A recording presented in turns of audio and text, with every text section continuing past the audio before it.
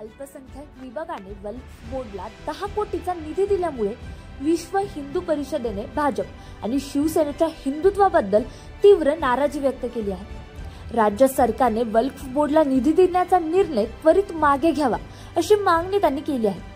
राज्य सरकारचा हा निर्णय अत्यंत दुर्दैवी असून हिंदुत्वाचा वारसा घेऊन चालणारे सरकार जर अशी कारवाई करणार असेल तर त्यांना हिंदुत्वाचे वारसदार म्हणावं की नाही असा प्रश्न जनतेसमोर निर्माण होत असल्याची तीव्र भावना आणि खेद विश्व हिंदू परिषदेचे महाराष्ट्र आणि गोवा प्रांताचे महामंत्री गोविंद शेडे यांनी व्यक्त केली।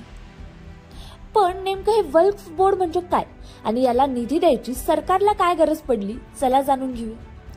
तर अल्लाच्या नावावर दान केलेल्या मालमत्तेची देखभाल करणारी संस्था म्हणजे वक्फ बोर्ड आहे। उदाहरणार्थ इस्लामचे अनुयायी जेव्हा त्यांची कोणतीही चल किंवा जगम मालमत्ता जकात म्हणून देतात तेव्हा या मालमत्तेला वक्फ असे म्हणतात। जकात भरल्यानंतर या मालमत्तेवर कोणाचाही मालकी हक्क नसतो, ती अल्लाची संपत्ती मानली जाते आणि त्याची काळजी वक्फ बोर्डला दिली जाते।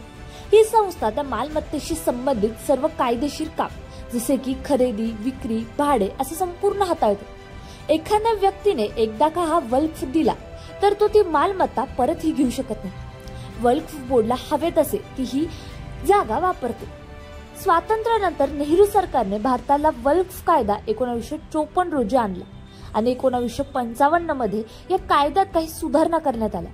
या सुधारणामुळे प्रत्येक राज्य आणि केंद्रशासित प्रदेशात वक्फ बोर्डच्या निर्मितीला परवानगी मिळाली आणि काही बदल घडून आणले जे अनेकदा वादग्रस्तही ठरले। आणि यातच आता सरकारने या बोर्डला 10 कोटीचा निधी दिला आहे। त्यामुळे हिंदू मंदिरावर सरकार कब्जा करते आणि तिथल्या पैशांचा गैरवापर करून तो पैसा वक्फ बोर्डला देते।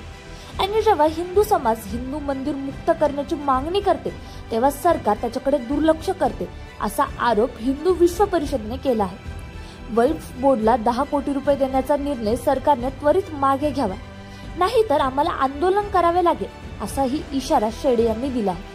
या संदर्भात लवकरच विश्व हिंदू परिषद राज्यपाल आणि मुख्यमंत्र्यांना भेटणार आहे। पण तुम्हाला याबद्दल काय वाटते की सरकारने वक्फ बोर्डला निधी दिला हे योग्य केलं की अयोग्य, नक्कीच कमेंट करून कळवा। आणि अशाच अधिक माहितीसाठी लोकचर्चाला सबस्क्राइब करायचं मात्र विसरू नका।